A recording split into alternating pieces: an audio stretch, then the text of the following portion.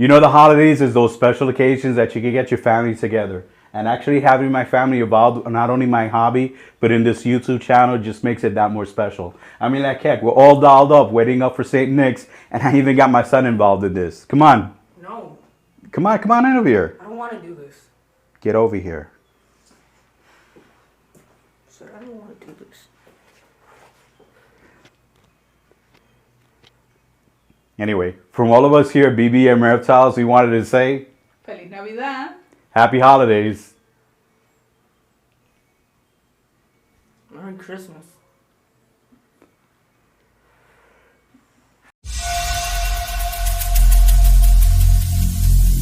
Every single day, I'm gonna make something great.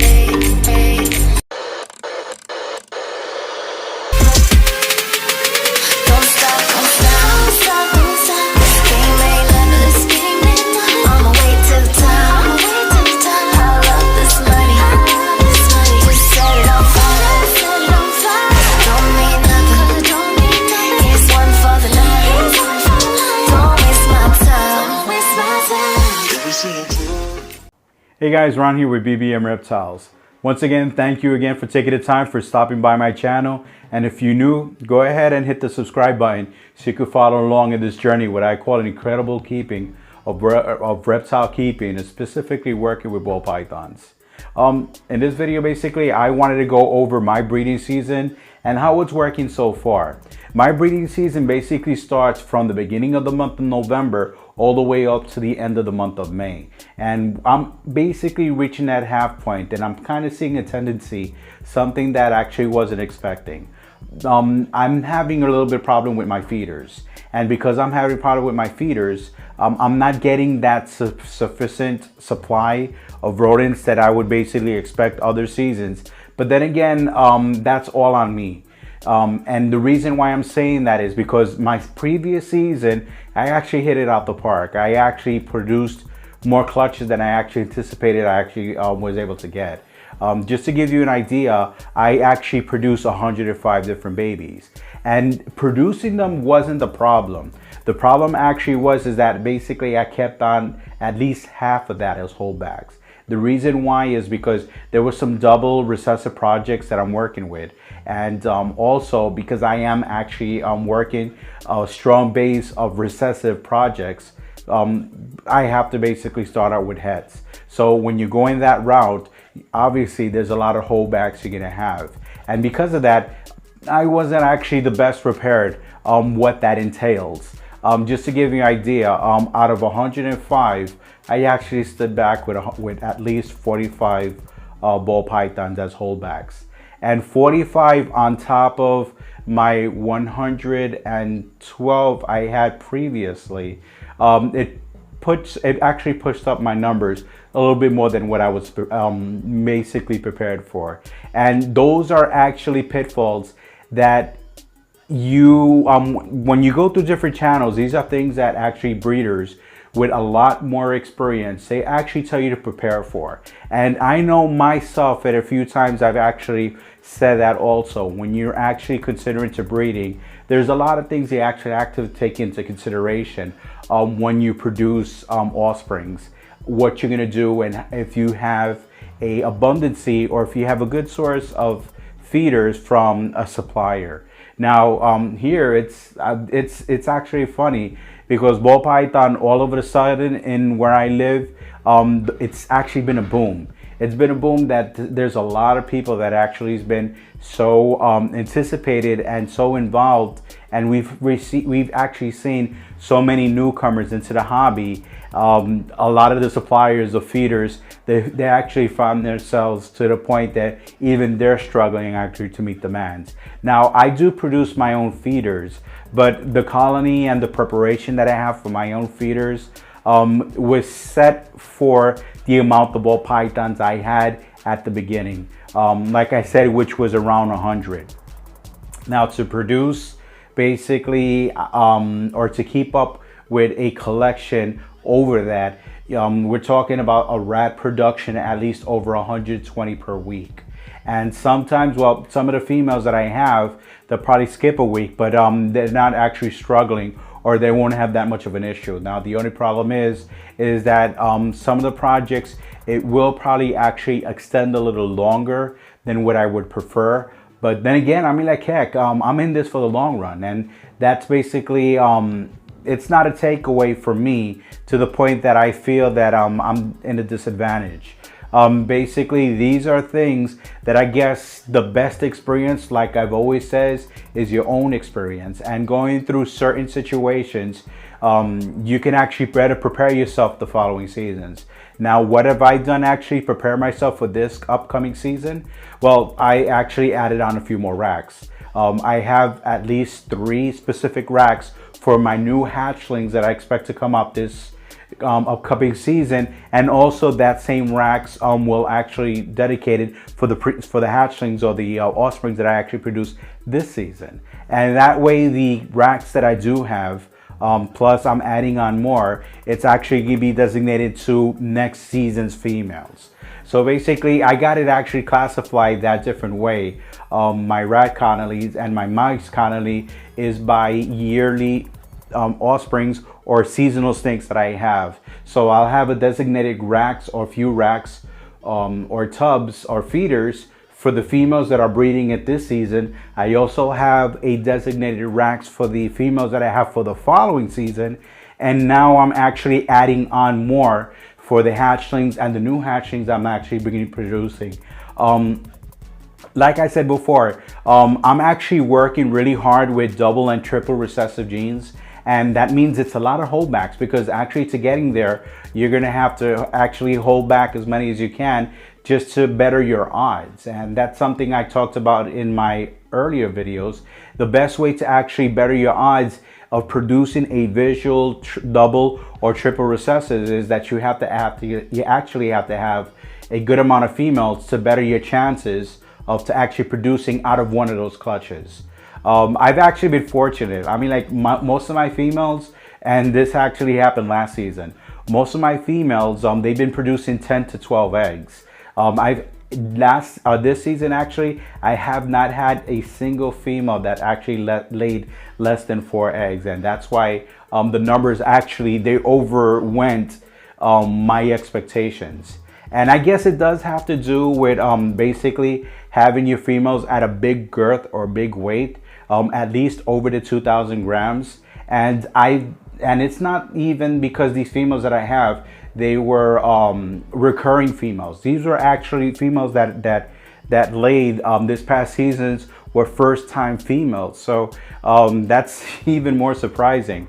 I guess what I'm trying to say in all this is that no 2 seasons are alike, and I've always found myself to the point that every season that I go through, I actually find it like a brand new season, because the experience is unpaired with the last one.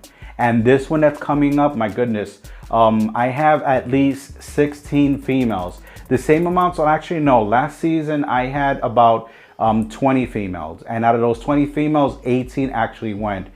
This season I'm only working with 16, and 16 is a number that I want to actually maintain myself, just in case one of those females does not go. So I actually do have a backup female to actually carry that torch, sort of say, to actually pick up the ball to actually finish off the season. And I've had that actually happen, that I can use a late female during the season. And something that I've actually heard, and that I didn't actually expect that, but from a previous video that Rob Barclow from Royal Bulls actually said, that once the pheromone is in the area, or basically you have a breeding environment, other females are actually picking up that scent, and they're basically developing the follicle growth, and they're actually growing.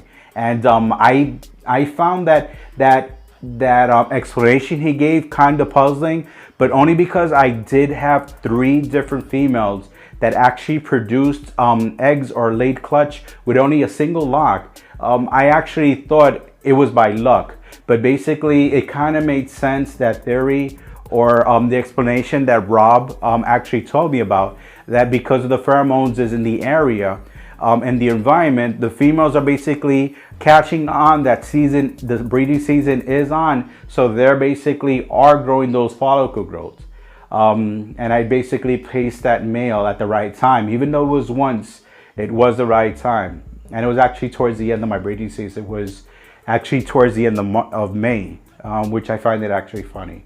But in all this, I mean, like, what I love to do is, this is something extra I actually did, because I actually do go by a notebook, and I do have a program in my computer that I actually like to, besides putting the information in my notebook, writing it down manually, I like to actually put the information down in the computer in Excel and basically follow up with that. But I did something additional, is that I bought a whiteboard, and with the whiteboard on there, I'm actually tracking the weights of the females and the males, the locks and the placements. And I kind of like that extra visual effect that I'm getting when I'm coming into my reptile room, because that way it gives me something else to actually look at every time when I walk in. And even though I pass information out to my notebook and out to my computer, walking in, it visually gives me, I guess, a motivation, or the way I can actually look at the whiteboard and see the progress of how my females are actually going, instead of going individually, each one by notebook or even through the computer. I mean, like, anything goes when as far as breeding, and every tool that you can actually find that's more convenient to you to find out what's the best way to actually handle it, take it at what it is. Because like I said, everything is fine-tuned to yourself, and I try not to actually go into details about giving a specific opinion, because I know we are each in a different area and the environment is totally different. Like I said in previous videos, if you take a ball python from a specific area, and I think, as a matter of fact, Sean Bradley, he even mentioned this one time in one of his podcasts, that when he purchases a ball python, let's say from the central regions, let's say Colorado, with that high altitude, and he lives in Georgia, in the Georgia area, I believe, the elevation or that temperament that ball python was accustomed, when it actually got over to his hands, it would take him actually a year to acclimate to this new environment. So that's another thing that actually, when I acquire new ball pythons and I want to put them in the breeding cycle, I make sure I give them a year in advance to actually get acclimated to my environment. Because like I said, I live in a very warm tropical area, and my season is very limited from November to actually late May. So I have to actually work around that. But like I said, guys, the best thing about this is creating your own experience. And there's a lot of things that, even though watching YouTube, because YouTube is great, that's one of the reasons I started my channel. And that's another reason why I love to follow so many different breeders, because I love to actually pick each individual experience and see which one fine-tunes to my personal experience or perspective, and see which works for me. And you never know. I mean, like I said, there's a lot of great breeders that give different advice. And then again, it also eases me personally, because like I said, each season is just like a new one for me. And sometimes I do get a little bit anxious if I see things are not working my way, like I actually thought I would see from seasons previous. But watching other breeders, watching other channels, just actually keeps me that much motivated, and it actually calms me down to the point that I have to figure that there's no reason to rush this. Because Urban Constrictor, that's another one. I'm giving so many shout outs. Urban Constrictor, he uploaded a video a few weeks ago, and that's another person that I love watching. You can't force a breeding cycle on a ball python. Either they'll go or they won't. But like I said so many times, if it's not this season, the next one's going to be even better. So that's another reason that I find myself so many times that even though maybe my breeding project might not work this season, heck, I'm going to work it on the next one. And whatever may comes, may come. Well, anyway, again, thank you very much for taking the time for stopping by my channel. Again, if you're new, go ahead and hit the subscribe button, and also leave any comments that you like. Trust me, I love reading every single one of them, and also replying to each of those comments. So again, thank you very much. And guys, as always, I'll see you in the next video. So from all of us here at BBM Reptiles, What do you mean it itches? I got that from the Goodwill. You put underwears on? Underwear.